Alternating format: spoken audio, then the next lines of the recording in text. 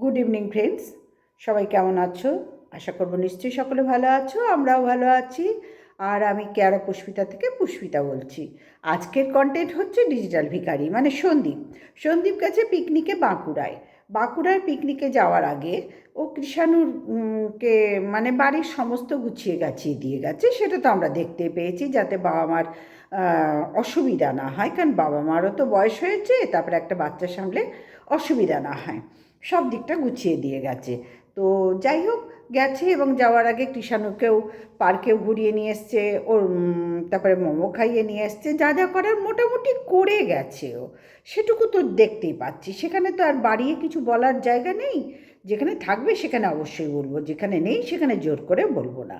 তো গেছে এবং যাওয়ার আগে কৃষাণুকে একটু আদর টাদরও করলো, কিন্তু আমার কথা হচ্ছে কৃষাণু এখন বাচ্চা তো, ও মানে অনেক বড় বড় পাকা পাকা কথা বাচ্চারা বলে, কিন্তু সেই কথাটা বাচ্চাদের মুখ থেকে শুনতে ভালো লাগে বলে না আমরা অনেক সময় গুরুত্ব দিই না, হেসে উড়িয়ে দিই। কিন্তু কিছু বিষয় কিছু সময়ে না সেই কথাটা শেখাবার প্রয়োজন আছে। এই যে বলল, পয়সা মানে বাড়িতে দেখভাল তোমাকে করতে হবে, তুমি দাদু ঠাম্মির মানে হ্যাঁ ঠাম্মি তো বলে, তুমি বড়দা ঠাম্মির দেখভাল করবে। এইভাবে কৃষাণুর সঙ্গে কথা বলছিল খেলার ছলে। তো কৃষাণু সেখানে বলল যে টাকা কে দেবে, টাকা কি তোমার বাবা দেবে? দেখো, এই কথাটা একটা বাচ্চার মুখ থেকে এই হয়, আমি বলবো না যে কৃষাণু বলেছে বলে মাকে মারা ভুল করেছে, দোষ করেছে, এই নিয়ে আমাকে বসে যেতে হবে ভিডিও করতে, আমি কখনো তা বলবো না, কোথাও তা বলবো না। কারণ বাচ্চারা এরকম পাকা পাকা কথা উল্টোপাল্টা অনেক বলে, অনেক বলে। যা বুঝতে পারি না, যা জানি না, আমরা জানি না, তারা বলে দিচ্ছে। অনায়াসে কোথার থেকে শিখেছে কে জানে, কার মানে মনে হয় পরিবেশ থেকেই শেখে। তবে বাড়িতে তো এইসব কথা আলোচনা করা হয় না, কে দেবে তোমার বাবা দেবে, এই ধরনের কথা তো বলা হয় না। এইসব বাচ্চারা এখন স্কুলে পড়ছে পড়ছে এ হয়, মানে অদ্ভুত অদ্ভুত কথা যেগুলো বলে বাড়িতে আলোচনাই হয় না। তো সেই রকমই কৃষাণু বললো, টাকাটা কে দেবে, তোমার বাবা দেবে? দুবার কিন্তু বলেছে, দুবার বলেছে। দেখো, এই কথাটার উপরে বেস করে তুমি যদি মন্দ মনে করো মন্দ, ভালো মনে করো মন্দ, কিন্তু আমি ভালো মন্দ কোনোটাই বলবো না, ভালোও বলতে পারবো না। কারণ একটা বাচ্চা তার পাকা পাকা কথা বলার টাইম সে বলবে, ঠিক আছে, কিন্তু শেখাবার সময় কিন্তু আমাদের, হ্যাঁ শেখাবার সময় জায়গাটা কিন্তু আমরা মানে বাড়ির গার্জেনরা করতে হবে। সেই জন্যই আমি ভালো মন্দ কোনোটাই বলতে পারলাম না। যে খুব ভালো বলেছে হেসে উড়িয়ে দেবো, আবার খুব মন্দ বলেছে এ বাবা কী রে বাবা, যাচ্ছে তাই কিছুই শিক্ষা নেই না, আমি সেটা বলতেও পারবো না। কারণ আমার বলা উচিতই হবে না, আর প্রত্যেকের ঘরেই বাচ্চা আছে, বলা উচিতই হবে না এসব উল্টোপাল্টা কথা। তো সেখানে দাঁড়িয়ে আমি বলবো, এই যে পাকা পাকা কথাগুলো শুনতে যেমন ভালো লাগে, কিন্তু এর ফলটা না এখন বোঝা যায় না। পরে বড় হলে এই ধরনের কথায় ও যদি বাধা না পায় যে না তোমাকে তুমি এই ধরনের কথাগুলো, পরে ওদেরই শেখানো উচিত, সন্দীপেরই শেখানো উচিত যে এই ধরনের কথা একদম বলবে না, শোনা এগুলো এই কথাগুলো বলতে নেই, বকে ঝোঁকে না, কেন বললি, এই বলবি না, এই ধরনের না। এইভাবে শাসন করে নয়, এটা ভালোবেসে বোঝাতে হবে যে বাবু এই ধরনের কথা কিন্তু বলতে নেই, আমি ইউটিউবার, ইউটিউবের সবাই শুনতে পেলো, তুমি এই ধরনের কথা বলবে না, তুমি স্কুলে পড়াশোনা করছো, দাদু ঠাম্মিকে আমার পরেই তোমার দেখার দায়িত্ব, আমি যাচ্ছি বন্ধুদের সাথে, তুমি একটু দেখভাল করবে। সত্যি কি ও দেখভাল করবে? কৃষাণুকে তো দাদু ঠাম্মি দেখভাল করবে, বড়দা ঠাম্মি দেখবে, সেটা নয়। এগুলো বলতে হয় যাতে ছোটোর থেকে একটা সুশিক্ষার মধ্যে দিয়ে বা সংস্কারের মধ্যে দিয়ে সে বড় হতে পারে।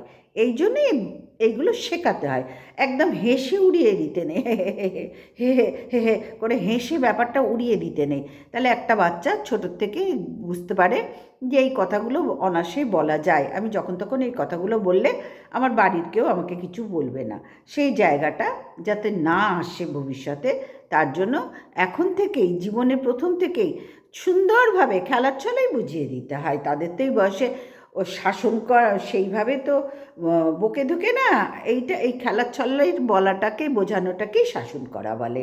অনেকে মেরে ধরে শাসন করে, সেই জিনিসটা আমার মনে হয় না শিশু বয়সে করা উচিত। একটা সময়ের পর সে নিজেই বুঝে যাবে, কিন্তু যতক্ষণ না নিজে বুঝছে তাকে বোঝাবার দায়িত্ব থাকে বাড়ির লোকের।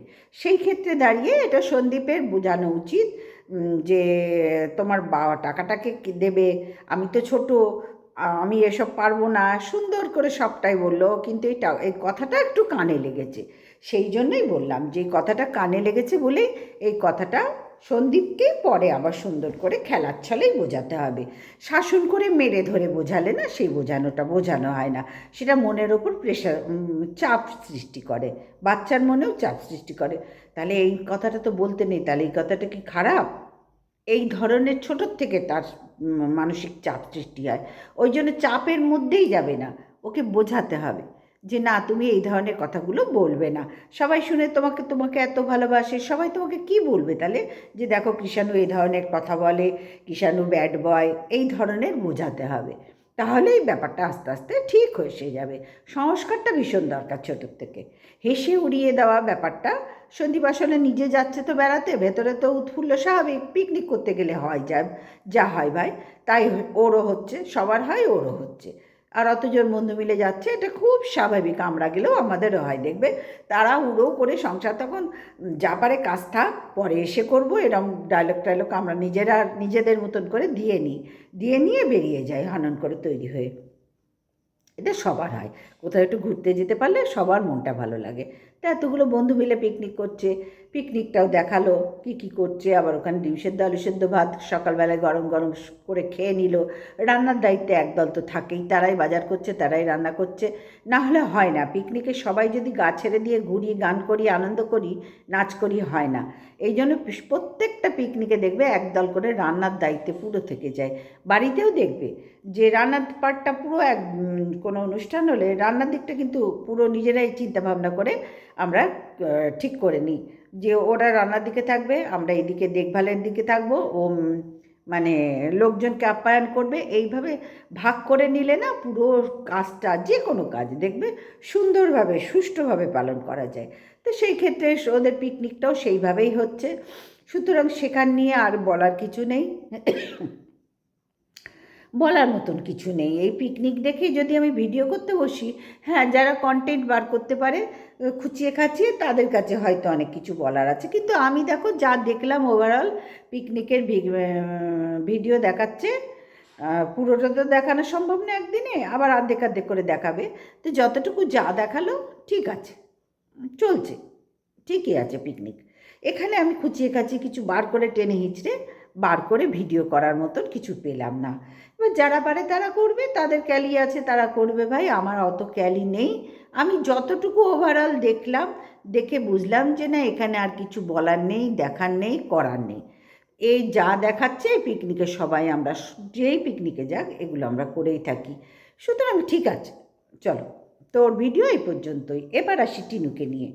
এবার আসি অবশ্যই টিনুকে নিয়ে। টিনু কিন্তু না, কি বলবো, হতাশায় ভুগছে, জানো তো। মেয়েটা হতাশায় ভুগছে, একদম পরিষ্কার দেখতে পাচ্ছি চোখের সামনে, মেয়েটা হতাশায় ভুগছে। ও যে বললো না, যে এই কদিন ধরে যে ওর ভিডিও দেখছি, ওর মা থাকাতে, যাই হোক, দিল্লি যাওয়ার পর থেকেই ওর ভিডিওগুলো নিম্নমানের হয়ে গেছে, কিছু দেখাবার নয়। কারণ মাও তো উড়নতুবড়ি, ওই মায়ের থেকেই তো এই মেয়ে শিখেছে, কি করবে, উড়নতুবড়িগিরি। তো ভিডিওগুলো চলছে না আর সেইভাবে, বললাম তো, একদম মানে ওদের ফেস ভ্যালু আছে বলেই টিনুর ভিডিও, ওর মার ভিডিও, মা টিনুর থ্রুতে ওর মার ভিডিও সবাই দেখে, না হলে মায়ের তো আরোই দেখার মতো নয়, গ্রহণযোগ্যই নয়। তো যাই হোক, টিনু 2025-এর পর থেকে, কোন মাস যেন একটা বলেছে, ফেব্রুয়ারি না কোন মাস, যাই হোক এই রকম কিছু একটা বলেছে, তারপর থেকে অর্থনৈতিক দিক থেকে স্বাধীনতা পেয়েছে, অর্থনৈতিক দিক থেকে স্বাধীন হয়েছে। তার আগে ও ইনকাম অনেক করেছে, বহু ইনকাম করেছে, অবশ্যই ইনকাম করেছে, কিন্তু তখন স্বাধীন ছিল না। দেখো, যদিও ডিজিটাল ভিকার মানে ওর শ্বশুরবাড়ির লাইফের কথা বলে, তাহলে অবশ্যই সে সেখানে একেবারেই অর্থনৈতিক দিক থেকে স্বাধীন ছিল না। এটা তো আমরা হাড়ে হাড়ে টের পেয়েছি ওর ভিডিওর থেকে। ওর ভিডিওগুলো দেখতাম মাই ভিলেজ লাইফ টিনা, এবং তারপরে ওর বক্তব্য থেকেও আমরা টের পেয়েছি না, একেবারেই স্বাধীনতা ছিল না। ডিজিটাল ভিকারে আর ওর মা হিসেব করে চলতো, হিসেব আমরা প্রত্যেকে করি, কিন্তু একটা মেয়ে যেখানে ইনকাম করবে, তার যদি কিছু একটা কেনার ইচ্ছা হয়, সে কিনতে পারতো না। ডিজিটাল ভিখারি আর ওর মা, ডিজিটাল ভিখারিই বলি, মাকে বারবার টানবো কেন, ডিজিটাল ভিখারিই তো আসল খোদ শয়তান। মানে এই অবজেকশনগুলো করেছিল।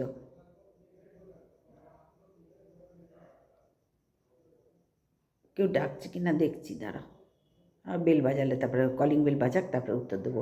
তো যাই হোক, ডিজিটাল ভিখারি নিজেই এই শয়তানি বুদ্ধিগুলো এঁটেছিল, জোর পয়সাটা নেব। ওকে মায়ের ইন্ধন আছে, মায়ের ইন্ধন তো 100 বার আছে, না হলে ডিজিটাল ভিখারি এত বার বাড়াতে হতে পারে না, অবশ্যই ইন্ধন আছে, কিন্তু ওকে খরচা করতে দেবো না।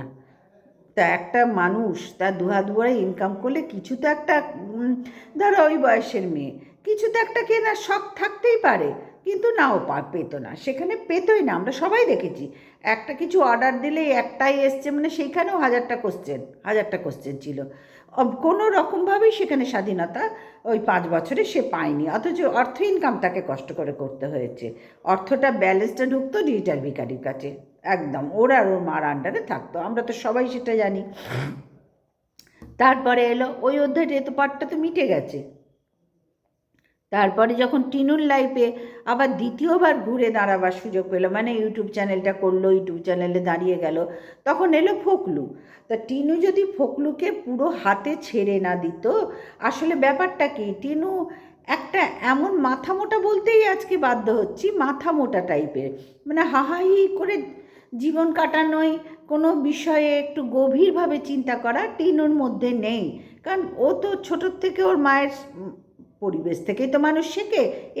একটু আগে বললাম কৃষাণুকে নিয়ে যে শেখাতে হবে, তেমনি টিনুকে ছোটোর থেকে কেউ শেখাবার ছিল না। কারণ আমাবস্যা দেবীকেও আমরা দেখছি ওই ওই রকম উশৃঙ্খল এই বুড়ো বয়সেও, তাহলে ওকে শেখাবেটাকে? যার জন্যই ফোকলুকে পেয়ে একেবারে উন্মাদের মতন সব কিছু ফোকলুর হাতে দিয়ে দিয়েছে। আর ফোকলু এই সুযোগটাই খুঁজছিল যে তোকে তো আমার কিছুদিন ভোগ করব, আমি তো নিজেও জানি, তোরা জানিস না, কিন্তু আমি নিজে জানি তোর পয়সাটা ভোগ করার জন্য তো আমি এসেছি, ওটা আমি বেশ খানিকটা নিয়ে আমার যাতে পরবর্তী বেশ কয়েক বছর চলে, সেই জায়গাটা আমি তৈরি করে নেওয়ার জন্যই আমি তোর হাত ধরেছি, মানে হ্যাঁ তোর হাত ধরেছি। তো এটা তো ওরা কেউই বোঝার চেষ্টা করেনি। যাই হোক, তখনও পরাধীন ছিল, অর্থ তখনও ইনকাম করেছে, কিন্তু ইনকামটা দিয়ে দিয়েছে ফোকলুকে, নিজেকেও সমর্পণ করেছে, ইনকামটাও সমর্পণ করেছে। এর জন্য ওকেই আমি মাথা মোটা বলবো, ফোকলুকে তো দোষ দেবো না। আমি যদি কাউকে, ধরো আমার আর যা কাজ পয়সা ইনকাম করছি, আমি তার হাতে, তাকে দেখে এখন আত্মহারা হয়ে গোবিন্দ চৈতন্য হয়ে তার হাতে পয়সা দিয়ে দিলাম, নে বাবা আমি আর পারছি না, তুমি এবার সামলাও, হাই রাত দুটোই কফি খাবো, বোতল খাবো, ব্যাস হয়ে গেল টিনুর লাইফ ওইখানে, মানে ভেবে নিলে এইভাবেই আমার জিন্দগি চলে যাবে। তো সেটা তো সম্ভব হলো না, সেটাও তো আমরা দেখলাম সবাই। সেখান থেকেও তো টিনুকে ধাক্কা খেয়ে বেরিয়ে আসতে হলো, অনেক ধাক্কা খেয়েছে। এইবারে 2025-এ ফখলু ছাড়ার পরে তো সে তার বাড়িতে ছিল, তাহলে সেখানে কে তার ইনকাম নিচ্ছিল? ইনকামটা কে নিচ্ছিল? ওর দাদা, মা। এই যে অমাবস্যা, ঘোর অমাবস্যা, বোঝাতে পারলাম, ঘোর অমাবস্যা, তার সন্তান সন্না, সন্না সন্না মৌসুমি ওদেরকে হাতে রাখার জন্য। ভাই ও তো আর এক মানে গণ্ডগোলের মহিলা, উনি তো নড়তে চড়তেই 7 দিন, বোঝাতে পারছি, যার জন্য সোনার তাড়াতাড়ি তড়িঘড়ি করে বিয়ে দিল। তো ওই মৌসুমিকে আর সোনাকে হাতে রাখার জন্য টিনুর চাপ, টিনুর থেকে পুরো নিংড়ে নিয়ে ওরা সোনাকে দিচ্ছে। সোনার বউকে রূপোর পলা বাঁধানো দিল, সোনার বউকে খুশি করার জন্য, সোনাকে খুশি রাখার জন্য, যাতে আমাকে না মারে ধরে, আমাকে দুটো খেতে দেয়, আমাকে না খাটতে হয়, তার জন্য সোনাকে তেলিয়ে চলছে। কার ঘাড় ভেঙে? টিনুর ঘাড় ভেঙে। টিনু এখনও যদি না বোঝে না, এই মেয়েটার বোঝার টাইমটা শেষ হয়ে যাচ্ছে। দেখো, ভগবান সব কিছুর একটা সময় দেয়, সেই সময়টা আমাকে কাজে লাগাতে হবে, সে বোঝার ক্ষেত্রেই বলো, কাজের ক্ষেত্রেই বলো, সব ধার থেকে ভগবান সময় দেয়, সেই সময়টা আমাকে কাজে লাগাতে হবে। সেই জন্যই টিনুকে আজকে এই পরিণতি ভুগতে হচ্ছে, ও কাজে লাগায়নি তো কোনো দিন। ভগবান দেখলো ঠিক আছে, একবার তুই ইনকাম করে তোর হাতে কিচ্ছু নেই, দিচ্ছে না, সবাই আমরা জানতে পারছি যে তোর শ্বশুরবাড়িতে তোকে নিংড়ে নিচ্ছে, তারপরে ফোকলু নিংড়ে নিল, তারপরে আমাবস্যা নিংড়ে নিল, আমাবস্যার ছেলে নিংড়ে নিচ্ছে। সুতরাং সেখানে দাঁড়িয়ে আমি ভক্তিবাবুকে এখানে আর ধরার চেষ্টা করছি না, ধরার ইচ্ছা আমার নেই, কারণ সে আউট অফ ভিডিও, সুতরাং তাকে ধরে আমার লাভ কী? তো যাই হোক, ওর সাথে যে চলছে ওর মা, তাই না, ওর দাদা বৌদি, এই মুহূর্তে দিল্লিতে ওর মাকে ও যে পরিমাণে খুশি করার জন্য অর্থ ব্যয় করেছে, সেটা কি একটা মেয়ের পক্ষে যথেষ্ট নয়? কিন্তু ওর মা কি এটা বুঝেছে? ওর মা কি বুঝেছে আমার ঘোরার ইচ্ছে ছিল, 2 মাস থাকলাম, এবার বাড়ি চলে গেলাম, ওই ট্রেনের পয়সাও টিনু দেবে, দাদা বৌদির ওই পলার পয়সাও টিনু দেবে, সব কিছু কেক কেনার পয়সাও টিনু দেবে, জামা কাপড় কাপড় কেনার পয়সাও টিনু দেবে। তোমরা দেখেছ এমার্জেন্সি বলে যখন পূর্ণিমা ডেকেছে, এই সরি আমাবস্যা ডেকেছিল, নামটা ধরতে অসুবিধা হয় ওনার, তো যাই হোক ডেকেছিল, তখন এমার্জেন্সিটা কোন ক্ষেত্রে তোমরা দেখেছো? এই হাত কাটার ক্ষেত্রে এমার্জেন্সি ছিল, বাবার সাথে কেলেঙ্কারি, ভক্তিবাবুর সাথে কেলেঙ্কারিতে এমার্জেন্সি ছিল, তার পরবর্তী এমার্জেন্সি ছিল অর্থনৈতিক সমস্যা। সোনা রেগে যাচ্ছে, সোনার বউ রেগে যাচ্ছে, নিজেও কিছু পাচ্ছে না, সামনে পুজো এসে গেল, ভক্তিবাবু তো 1,000 টাকা ঠেকিয়ে দিয়ে বেরিয়ে গেছে। উনি জানেন যে এই মহিলাকে, ওর টাকা ছাড়া ওর সাথে আমার সাথে কোনো যোগাযোগ নেই, কোনো সম্পর্ক নেই, এই 1,000 টাকা বাবা পাচ্ছি, 5,000 টাকা 5 জনে নিয়ে মুখটা বন্ধ করে থাক, আমাকে ভুলে যা, ব্যাস হয়ে গেছে। উনি বুঝে গেছেন, এত বছর ঘর সংসার করে উনি ওনার এই ঘোর অমাবস্যা নামক মহিলাকে বুঝতে পেরেছেন। টিনু কবে বুঝবে? টিনু তাহলে 2025 ফেব্রুয়ারি বলছে তো মনে হয়, যাই হোক মাসটা আমার মনে পড়ছে না, তো তারপর থেকে স্বাধীন হয়েছে। তাহলে স্বাধীনতা কাকে বলে? স্বাধীন মানে ও তো অর্থনৈতিক দিক থেকে স্বাধীন হয়েছে, ও তো অন্য দিক থেকে স্বাধীন, ও যেভাবে থাকছে নৈতিক দিক থেকেও স্বাধীন হয়েছে, সেটা ওই ভালো বুঝতে পারছে। ও বলল, বুঝতে পারলাম, ওর ভিডিও দেখে বুঝলাম ও অর্থনৈতিক দিক থেকে 2025-এ স্বাধীন হয়েছে, বুঝলাম। কিন্তু ও যে লাইফ লিডটা করছে, ও যে এখন জীবন কাটাচ্ছে, জীবনযাপন করছে, সেই জীবনযাপনটা কি বন্ধুরা স্বাধীনতা বলে? হ্যাঁ, স্বাধীনতার সংজ্ঞাটা কী তাহলে? আমার তো এইখানেই এদের কাছে প্রশ্ন থেকেই যায়, স্বাধীনতার সংজ্ঞাটা কী? স্বাধীনতা আর স্বেচ্ছাচারিতা দুটো কি এক? এক ও যে জীবনযাপনটা করছে, জীবনযাপনটা টিনুর আজকে নতুন জীবনযাপন না, যার জন্যই না ওর কাছে এই লাইফস্টাইলটা কোনো ব্যাপার না, যেগুলো আমাদের চোখে লাগছে, বোঝাতে পারছি তোমাদেরকে, যেগুলো আজকে আমাদের চোখে লাগছে, আমাদের মনে হচ্ছে স্বেচ্ছাচারিতা করছে, কিন্তু টিনুর কাছে এটা স্বেচ্ছাচারিতা বলে বিন্দুমাত্র মনেই হচ্ছে না, কারণ ও ছোটোর থেকে এইভাবেই অভ্যস্ত।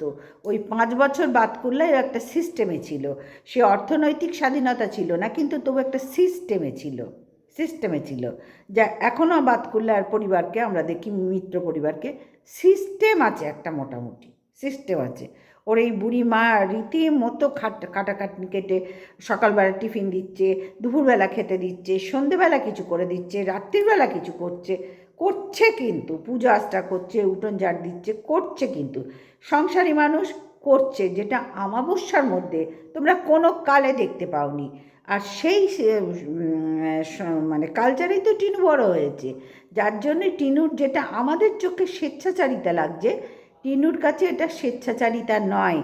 ও ভাবছে যে আমি তো ঠিকই আছি, কারণ তো এইভাবেই ছোট জন্মের থেকে বড় হয়েছে, মাত্র 5 বছর তো বাতকুল্লায় থেকেছে, তারপরে তো আবার ফিরে এলো ওর মার লাইফস্টাইলে, ওর মানে ছোটোবেলার লাইফস্টাইল, মানে যেটা ওর জেনুইন লাইফস্টাইল, ওর ভেতরে যেটা আছে, তাতে তো আবার ফিরে এলো।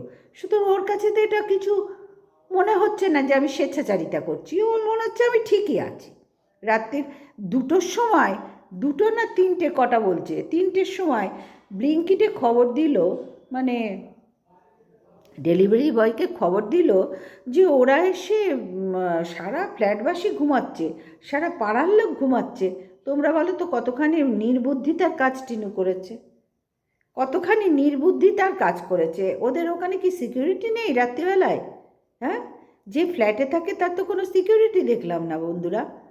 সিকিউরিটি থাকলে তো তার মারফত তবে পেত, কিচ্ছু দেখলাম না। ওই রাত্রির বেলা ও একা একা অত বড় ফ্ল্যাটবাসীকে বিপদে ফেলে নিজের বিপদের সম্মুখীন হয়ে ও গিয়ে খুলে দিল। দেখো, যারা অর্ডার দিচ্ছে তাদের কাজ এটা, দিন রাত তারা নাইট ডিউটিও থাকে, ডেতেও থাকে, তারা তাদের কাজ করছে, তারা তো কিছু ভুল করছে না, কিন্তু টিনু এটা কী করলো যেটাকে আমাদের চোখে স্বেচ্ছাচারিতা বলে মনে হচ্ছে? টিনু এটা কোনো বিন্দুমাত্র ভেতরেই নেই। রাত্রি 2টো, 2:30, 3টে, 4টে, 5টো তো সারা রাত্রির জেগে থাকা, তো নিশাচর গো। সারা রাত্রির জেগে থাকা নিশাচরগিরি ওর জীবনের প্রথম থেকে হয়ে এসছে, যার জন্যই আমাবস্যা দেবীকে এই বয়সে এইরকম লাইফ লিড করতে হচ্ছে, কারণ উনি প্রথম থেকে এই জিনিসই করে এসেছেন, যার জন্যই ভক্তিবাবুর সাথে এই শেষ বয়সে এসেও ছাড়াছাড়ি হচ্ছে, ছাড়াছাড়ি হলো, শেষ বয়সে এসেও ঝামেলা হলো। বোঝাতে পারছি? যার জন্য টিনুর কাছে আমাদের চোখে যেটা খারাপ লাগছে, অবশ্যই খারাপ লাগছে, রাত্রির 11টা, ম্যাক্সিমাম 12টা, কোনো কাজ করে ফিরলে 12টা, তখন আমরা মানে আমাদের বাড়ির লোক যদি বাইরে থাকে না, আমরা টেনশনে থাকি, ভীষণ চিন্তায় থাকি, ঘন ঘন ফোন করি, ঘন ঘন ফোন করি, যদি কোনো কারণে বাইরে থাকে, যদিও থাকে না, দোকান বন্ধ হয়ে গেলে আমাদের চলে আসে, কিন্তু প্রশ্নই নেই, থাকার প্রশ্নই নেই। 10:30 হলেই বাড়ির থেকে ফোন শুরু হয়ে যায়, একদম ঘন ঘন ফোন করছি, এসো এসো এসো, আর কাছেই তো, নাহলে আমি আনান করে হেঁটে বেরিয়ে যাই, যে কি হলো এখনও বন্ধ হচ্ছে না, বুঝতে পারলাম। কিন্তু এদের তো সেই শিক্ষা দীক্ষার ব্যাপার নেই গো, এদের কোনো বাঁধনের ব্যাপার নেই টিনুর, ছোটোর থেকে ছিল না, যার জন্য এই রাত্রি 2টো, 2:30 না 3টে কখন যেন দরজাটা খুলে নিল। এই জিনিসটা যে কতখানি খতরনাক টিনু করলো, তো আমাদের খারাপ লাগছে, টিনুর বিন্দুমাত্র খারাপ লাগছে না। আস্তে আস্তে কথা বলছে, সারা ফ্ল্যাটবাসী ঘুমাবার কথা, তো তখন ঘুমাচ্ছে তারা। তাহলে বুঝতে পারছো টিনু নিজের জন্য, সারা ফ্ল্যাটবাসীর জন্য কতখানি খতরনাক ওখানে হয়ে আছে, নিজের জন্য, ফ্ল্যাটবাসীর জন্য কতখানি খতরনাক একটা মানুষ হয়ে ওই ফ্ল্যাটে বসবাস করছে। এরপর তো ফ্ল্যাটবাসী অবজেকশন করবো ওর ভিডিও দেখেই, আমরা তো আর গিয়ে বলবো না, ওর ভিডিও দেখেই তো ফ্ল্যাটবাসী অবজেকশন করবে, যারা ওই ফ্ল্যাটে ওর ভিডিও দেখে, যে তুমি 2টো, 2:30, 3টের সময় দরজা খুলে দিলে, তার মানে বোঝা যাচ্ছে ওখানে সিকিউরিটির কোনো ব্যাপারই নেই, রাত্রিবেলায় ব্যাপারই নেই, অনায়াসেই দরজা খুলে জিনিসপত্র নিয়ে ঘরে ঢুকে এলো, সন্ধ্যেবেলায় 1 কিলো দুধ আনলো, আবার রাত্রিবেলা দুধ আনলো। ভাবো কি করছে মেয়েটা, হাতে পয়সা স্বাধীন হয়েছি বলে এ কি আমি মানে ভীমের মতন খাবো দাবো নাকি? নিজেও তো ভীম হয়ে যাচ্ছে আস্তে আস্তে, নিজেও তো আস্তে আস্তে ভীম হয়ে যাচ্ছে। একটা কথা বলি তোমাদের ছোট্ট করে, এখানে আমার মনে পড়লো তাই বলতে বাধ্য হচ্ছি, মানে বাধ্য নয়, বলছি যে আমার ছেলে যখন ছোটোবেলায় জ্বর সর্দি কাশি নর্মালি সবার হয়, ওরও হয়েছে, এবং সর্দি কাশির জ্বর হলে দেখবে কেউ, আমরা এই বুড়ো বয়সেও দেখছি, বা কোনো সময় খেতে ইচ্ছা করে না, দেখবে খুব ঝাল ঝাল, টকটক কিছু খেতে ইচ্ছা করে, আবার অনেক সময় দেখবে অতিরিক্ত সর্দি হলে না ভেতরে, জিভের ভেতরে ঘা হয়, মানে জ্বালা জ্বালা করে, তখন ঝাল কিছু খাওয়া যায় না, সেদ্ধ সেদ্ধ মিষ্টি মিষ্টি খেতে ইচ্ছা করে। সেটা এক এক সময় এক এক রকম হয় ভাই, সব সময় তো একরকম হয় না।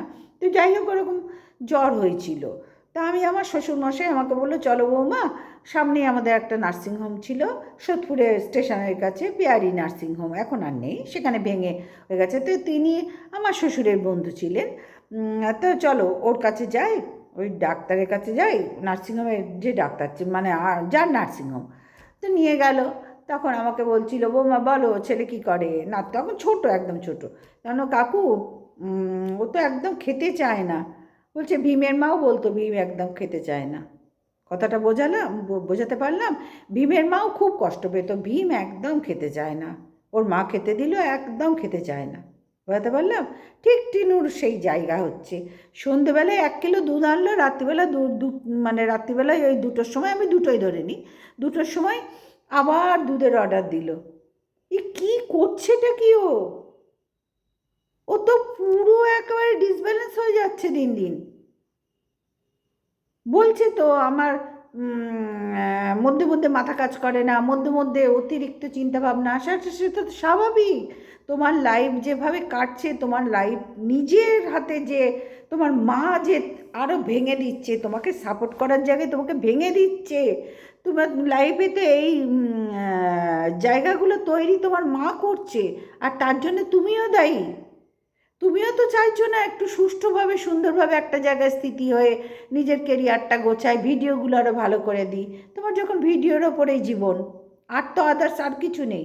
তাহলে এইটাকেই একটা সুন্দর করে লাইফ লিড করো না। একা থাকা কোনো পাপ নয়, খারাপ নয়, কিচ্ছু নয়, কিন্তু একা থাকা আর আমাদের সকলের কাছে তুমি যে লাইফটা দেখাচ্ছ সেই লাইফটাকে আমরা স্বেচ্ছাচারিতা বলি।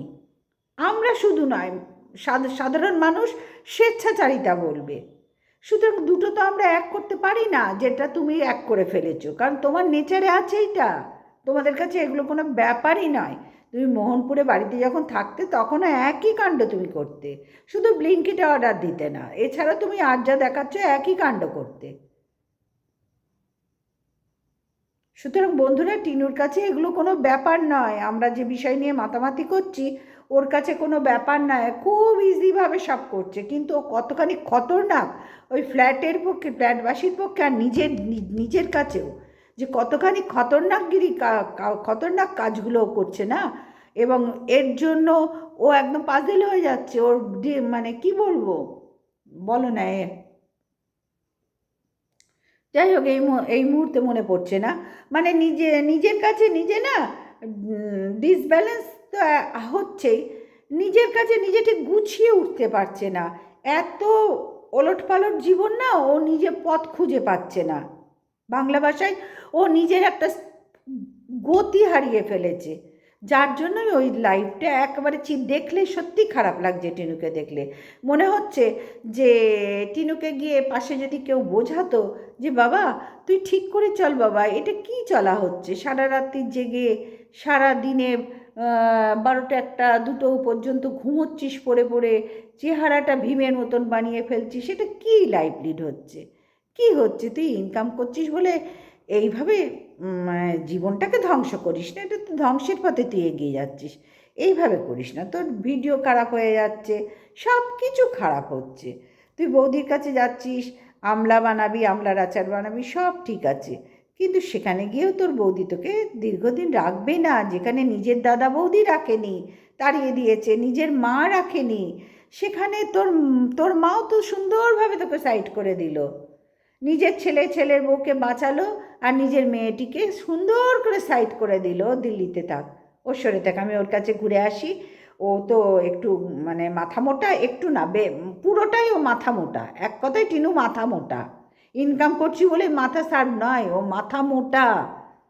ও জেনুইন বুদ্ধি হচ্ছে মাথা মোটাগিরি। কোনো একটা মানুষ তার জেনুইন বুদ্ধি থাকলে না এই জিনিস করতোই না। ওর মা তো অমাবস্যা তোকে পুরো সাইড করে দিল, সাইড করে দিয়ে দাদা বৌদির ঘাড়ে দিয়ে গেল। ও তো অমাবস্যা নিজেও জানে যে আমার ছেলের বউকে বাঁচায়, এই মেয়েকে মানে আমার রোজগার করার মানুষটাকে আলাদা করে দিই, তার থেকে শুধু আমরা পয়সা নেব, তাকে দেখার দায়িত্ব আমাদের নয়, সে নিজেকে নিজে দেখবে। পুরো সুন্দর করে সাইড করে দিয়ে, মেয়েটাকে সাইড করে দিয়ে নিজে কেটে পড়লো, বুঝতে পারলাম। মেয়েটার ঘাড়ে বসে কিনলো, কচি খুকি হয়ে ঘুরলো, সব শখ মেটালো, গিয়ে মৌসুমীর জন্য বালা নিল, সব কিছু, বালা নাকি বলে, পলা নিল, রূপোর পলা। মৌসুমীকে জন্মদিন পালন করলো।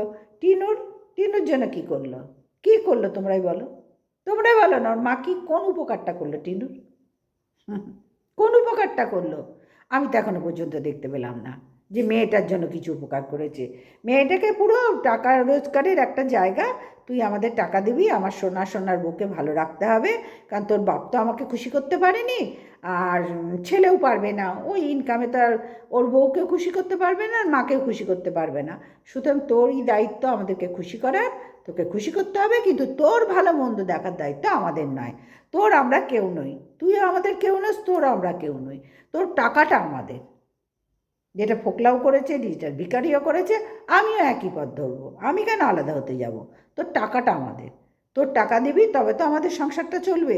আমার বউকে নিত্য নতুন জিনিস কিনে দেবো, ছেলের মুখে হাসি থাকবে, ভালো করে মাংস টাংস খাওয়াবো, মাছ খাওয়াবো, ঘুরতে নিয়ে যাবো, আমিও খাবো, ঘুরবো কচিখুকি হয়ে। বুঝতে পারলাম। টিনুর এই স্বেচ্ছাচারিতা যেটা আমাদের কাছে খারাপ লাগছে, খারাপ লাগারই জিনিস, সেটা ওর কাছে কিচ্ছু মনে হচ্ছে না, কিচ্ছু মনে হচ্ছে না। টোটালি মাথা মোটা টিনু, টোটালি মাথা মোটা, যার জন্যে নিজের ধ্বংস নিজেই তৈরি করছে। কিচ্ছু করার নেই, ওকে নিয়ে আর কিছু করার নেই। আমি যা দেখছি হয়ে গেছে, যে কদিন ভিডিও করবে, চিরকাল তো আর এক ভিউজ থাকে না, একই কথা রোজ বলি, কাউরিরই থাকে না, ওরও থাকবে না, এটা খুব স্বাভাবিক। ইউটিউবে এটা তো আর সরকারি চাকরি, এখন আর সরকারি চাকরির পেনশন নেই, জানো তো। আর সুতরাং কোনো স্থায়ী চাকরিও নয়, মানে কোথাও একটা বিশাল সার্ভিস করে সেখান থেকে স্যালারি আসছে, বিরাট একটা স্যালারি আসছে, অঙ্কের স্যালারি আসছে, তাও নয়। ও যা এখন ইনকাম করছে সত্যি ওখানে অনেকটা করছে, প্রচুর ইনকাম করছে, কিন্তু সেটা ধরে রাখার ক্যাপাসিটি টিনুর নেই। ওর লাইফে কিছুরই ক্যাপাসিটি নেই, শুধু এরকমভাবে ওর মায়ের থেকে শিখেছে, সেই শিক্ষায় ও এগিয়ে যাচ্ছে, এবার মনে করছে আমি very smart, I am very smart, এটাই মনে করছে, আর কিচ্ছু নয় গো। মেয়েটা পুরো মাথা মোটা, একেবারে মাথা মোটা টিনু। ওই মাস্তুতো দাদাও আর দুদিন পরে দেবে, কেন দেবে না? ওনার কি, ওদের কি ঠেকা ওকে রাখার? যাদের ঠেকা ছিল তারাই কেউ রাখলো না, তো ওর ঠেকা নিয়েছে নাকি? তাদের লাইফে কাবাব মে হাড্ডি ঠেকা নিয়েছে নাকি? এই টিনে এখনও না বোঝে, কিচ্ছু করার নেই। চলো সবাই ভালো থাকো, সুস্থ থাকো, থাকো বলছি, থেকো ভালো থেকো, সুস্থ থেকো, আর গুড নাইট, টাটা।